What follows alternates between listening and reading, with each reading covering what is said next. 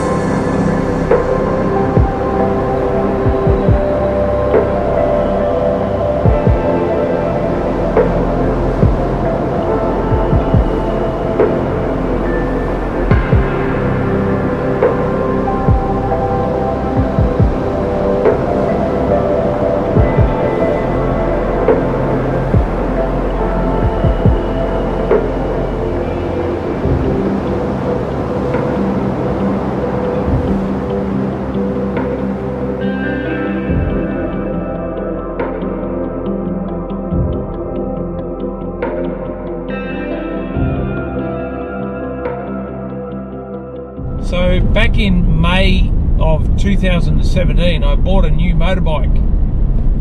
Be still my heart. Yes, that's right. That's when Mrs. Jones came into my life. And anyone who bought a new motorbike knows you've got to do a run-in ride. So first 1,000 Ks, and you take it back for a first service.